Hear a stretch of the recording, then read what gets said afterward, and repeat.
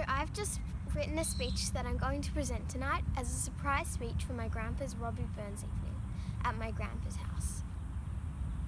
As a poet, Robbie Burns celebrated aspects of farm life, traditional culture, and class distinctions in such a way that impacted the Scottish population that he became National Poet of Scotland.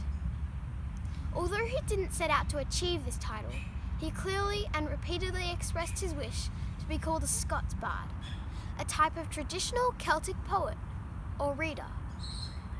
His desire to express his native land in poetry and song can be heard in this excerpt from his poem, The Answer.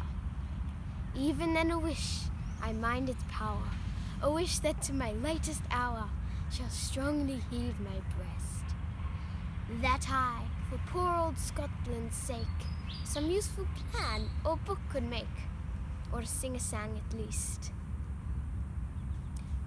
Burns earned his title of National Poet of Scotland due to his contribution to the Scottish literary tradition, which stretches back to the court markers, or poets, of previous centuries. Burns is often seen as representing the end of the Scottish literary line, because his brilliance and achievements could not be rivaled by other poets of his time. On top of this, the Scottish dialect, in which he wrote some of his most celebrated works, was becoming less and less easy to interpret to the majority of his readers, who were only familiar with English culture and language.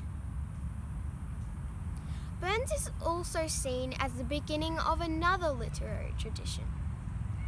He is often called a pre-romantic poet due to his sensitivity to nature, his high valuation of feeling and emotion, his spontaneous nature, and his fierce stance for freedom. Also, his views against authorities.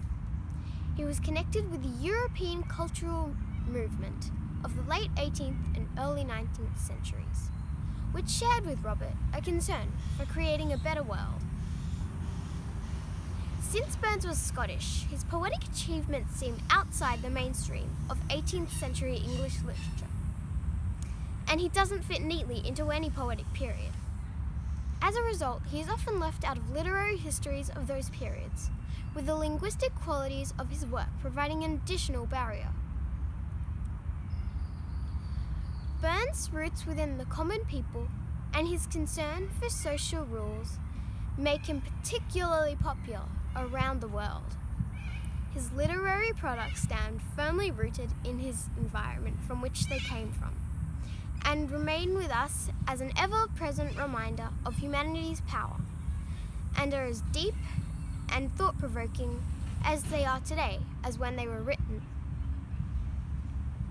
Tonight is my second Robbie Burns evening, with the first being held in Canberra 2 years ago when I was 7 years old.